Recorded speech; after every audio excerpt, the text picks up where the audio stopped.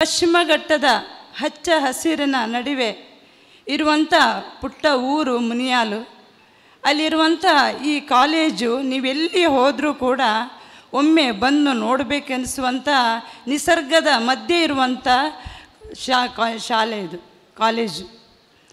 1993ರಲ್ಲಿ ನಾನು ಇಲ್ಲಿ ಮೊದಲಿಗೆ ನನ್ನ ಅಧ್ಯಾಪನ ವೃತ್ತಿಯನ್ನು ನಾನು ಆರಂಭಿಸಿದ ಕ್ಷಣ ನಾನು ಬಹುತೇಕ ಪಶ್ಚಿಮ ಘಟ್ಟದ ಆ ತುದಿಯನ್ನು ನಿಮಗೆ ಅಜ್ಜಿಕುಂಜ ಅಂತ ಹೇಳ್ತೇವೆ, ಅದನ್ನು ನೋಡ್ತಾ ಇದ್ದೆ ನಾನು.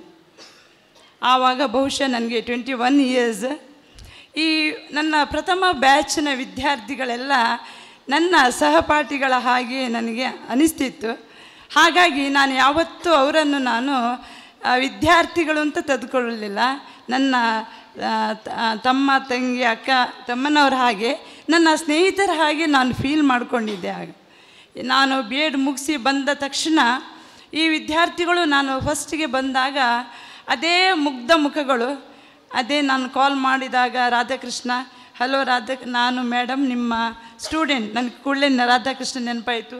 ಅದೇ ಮುಗ್ಧತೆಯ ಅದೇ ಸಾಫ್ಟ್ ವಾಯ್ಸಿನ ರಾಧಾಕೃಷ್ಣ ಈಗಲೂ ನನ್ನ ನೆನಪಿಗಿದೆ.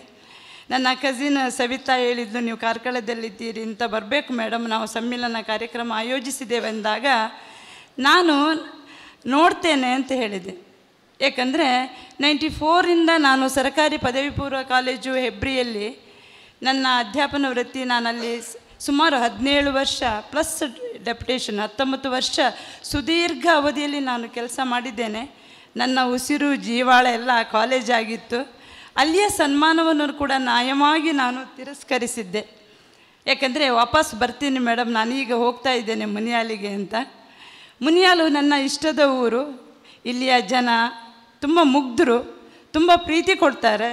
ಇಲ್ಲಿಯ ಮಕ್ಕಳು ಕೂಡ ಅಷ್ಟೇ. ಏಕೆಂದರೆ 93 ಬ್ಯಾಚಿನ ನನ್ನ ಮನಸ್ಸಿನಲ್ಲಿ ಅದೇ ಮಕ್ಕಳ ತಲೆಯಲ್ಲಿತ್ತು, ಹೃದಯದಲ್ಲಿತ್ತು.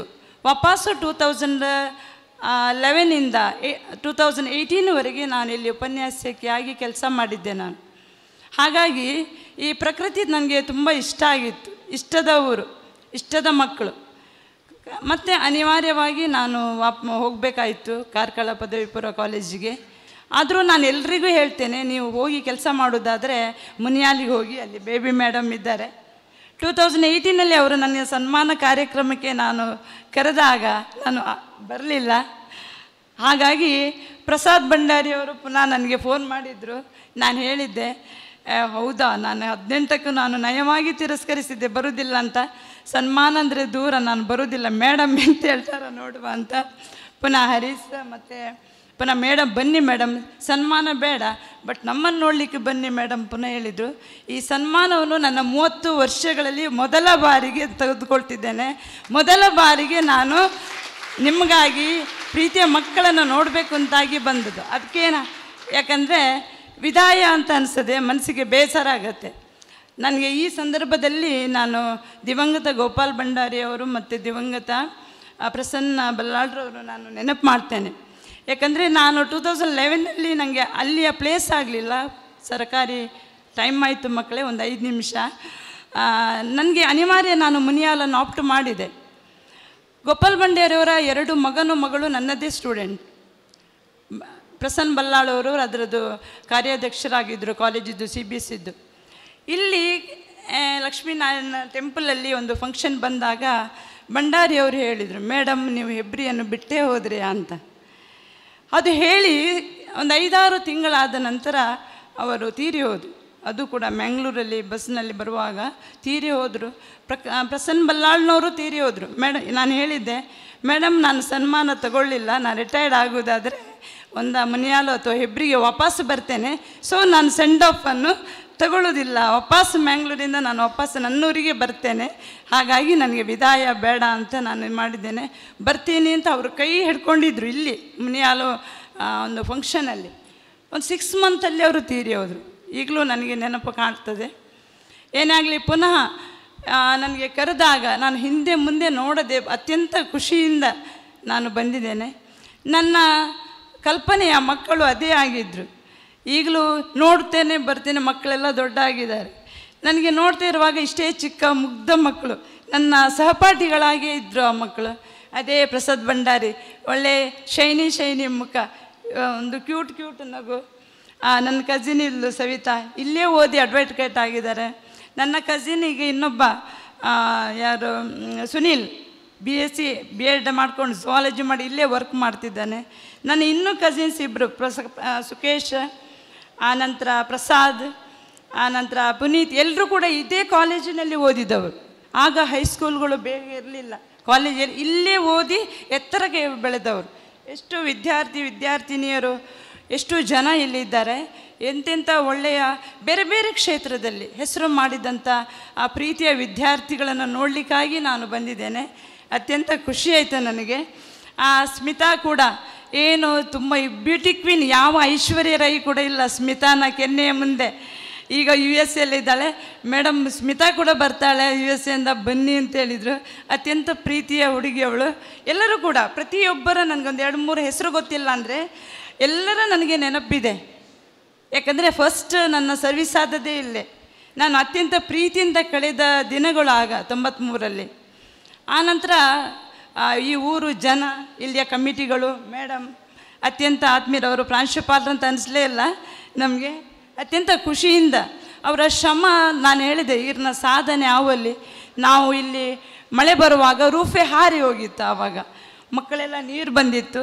ಮತ್ತು ಹರೀಶ ಇವರು ಹೇಳಿದರು ನಾವೆಲ್ಲ ಇದನ್ನೆಲ್ಲ ಫ್ಯಾನ್ ಗೀನು ಎಲ್ಲ ಮಾಡಿ ಇದು ಮಾಡಿದ್ದೇವೆ ಮೇಡಮ್, ಒಮ್ಮೆ ಬನ್ನಿ ಅಂತ. ಅತ್ಯಂತ ಖುಷಿ ಮತ್ತು ನನಗೆ ಅವಿಸ್ಮರಣೀಯ ದಿನ ಇದು. ನಿಮ್ಮೆಲ್ಲ ಈ ಕೆಲಸಗಳನ್ನು, ಸಮಾಜಮುಖಿ ಚಿಂತನೆ ನಿಮ್ಮದು, ನಿಮ್ಮ ಸೇವೆ, ನಿಮ್ಮ ಮನೋಭಾವಗಳು ಎಲ್ಲವೂ ಕೂಡ ನಿಮಗೆ ಅಭಿನಂದನೀಯ ಮಕ್ಕಳೇ. ಈ ವಿದ್ಯಾರ್ಥಿಗಳನ್ನು, 93ನೇ ಬ್ಯಾಚಿನ ವಿದ್ಯಾರ್ಥಿಗಳನ್ನು ನೀವೆಲ್ಲ ಅನುಕರಿಸುವಂತಾಗಲಿ. ಸ್ವಸ್ಥ ಸಮಾಜದ, ಸುಂದರ ಸಮಾಜದ ನಿರ್ಮಾಣದ ಕಡೆಗೆ ಮತ್ತು ಜನಸೇವೆ, ನಿಮ್ಮಿಂದ ಆದಷ್ಟು ಕಲಿತ ಶಾಲೆ ಇರ್ಬೋದು, ಹೊರಗೆ ಇರ್ಬೋದು, ಸೇವೆ ಮಾಡುವಂಥ ಮನೋಭಾವ ನಿಮ್ಮದಾಗಲಿ. ಭಗವಂತ ನಿಮ್ಮೆಲ್ಲರಿಗೂ ಆಯುಷ್ಯ, ಆರೋಗ್ಯ, ಐಶ್ವರ್ಯ ಇನ್ನೂ ಹೆಚ್ಚು ಕೊಡಲಿ. ಪ್ರೀತಿಯ ವಿದ್ಯಾರ್ಥಿಗಳಿಗೆ ನಾನು ಇನ್ನೊಂದು ಸಲ ಬರುವಾಗ ಇಲ್ಲೆಲ್ಲ ಮೌನ ಪ್ರಾರ್ಥನೆ ಮಾಡಿದರು. ಮೇಡಮ್ಗೆ ಹೇಳಿದರೆ ಮುಂದೊಂದು ದಿನ ಮಕ್ಕಳು ನಮಗೂ ಕೂಡ ಶ್ರದ್ಧಾಂಜಲಿ ಮೌನ ಪ್ರಾರ್ಥನೆ ಮಾಡ್ತಾರೆ ಅಂತ. ಏಕೆಂದರೆ ಕಾಲ ಬದಲಾಗಿದೆ ಮಕ್ಕಳೇ. ನನಗೆ ಆಗ 20-21 ವರ್ಷ ಇತ್ತು, ಸ್ವಲ್ಪ ಡಿಫ್ರೆನ್ಸ್ ಇರ್ಬೋದು, 6-7-8 ವರ್ಷ ಬಹುಶಃ. ಈಗ ನೋಡುವಾಗ 30 ವರ್ಷ ಸರ್ವಿಸ್ ಆಯಿತು. ಪ್ರತಿ ವರ್ಷ ಪ್ರತಿ ಮಕ್ಕಳ ಜೊತೆ ಅಂದಾಗ ನಾವು ಹೆಂಗಂತ ಅನಿಸ್ಕೊಳ್ತದೆ, ತುಂಬ ಎನರ್ಜಿ ಅಂತ ಅನಿಸ್ಕೊಳ್ತೇವೆ, ನಾವು ಕೂಡ ಹೆಂಗಿರ್ತೀವಿ ಅಂತ. ವಯಸ್ಸು ಹೋಗ್ತಾ ಹೋಗ್ತಾ ಹೋಗ್ತಾ ಕಾಲ ಬದಲಾದ ಹಾಗೆ, ಮನಸ್ಸು ಬದಲಾದ ಹಾಗೆ ಇಂಥ ವಿದ್ಯಾರ್ಥಿಗಳು ಇದ್ದಾರಂದ ಖುಷಿ ಆಯಿತು. ಮಾತೃದೇವೋಭವ, ಪಿತೃದೇವೋಭವ, ಗುರುದೇವೋಭವ ಎನ್ನುವಂಥ ನಮ್ಮ ಭಾರತದ ಸಂಸ್ಕೃತಿ, ಸಂಸ್ಕಾರ, ಮೌಲ್ಯಗಳು, ವ್ಯಾಲ್ಯೂಸನ್ನು ಇಂಥ ವಿದ್ಯಾರ್ಥಿಗಳು ಉಳಿಸ್ಕೊಂಡು ಮುಂದೆ ಅದನ್ನು ಕೊಂಡೋಗ್ತಾರಂತ ಹೇಳಿದರೆ ಖಂಡಿತ ಭವ್ಯ ಭಾರತ, ಇನ್ನೊಂದು ವಿಶ್ವ ಭಾರತ ನಾವು ಹೇಳ್ತೀವಿ ನಂಬರ್ 1 ಆಗುವುದರಲ್ಲಿ ಖಂಡಿತವಾಗಿ ಸಂಶಯವಿಲ್ಲ. ನಮ್ಮ ಈ ಎಲ್ಲ ಯೂತ್, ನನ್ನ ಮನಸ್ಸಿನಲ್ಲಿ ಅವರು 14 ವರ್ಷ, 15 ವರ್ಷ, 14 ವರ್ಷದ ಮಕ್ಕಳೇ. ಅವರಿಗೂ ಕೂಡ ಅವರ ಮಕ್ಕಳು, ಅವರ ಫ್ಯಾಮಿಲಿ, ಅವರ ಕುಟುಂಬ ಎಲ್ಲರಿಗೂ ಒಳ್ಳೆಯದಾಗಲಿ. ಅವರನ್ನು ನೀವು ಎಲ್ಲರೂ ಅನುಸರಿಸುವಂತಾಗಲಿ.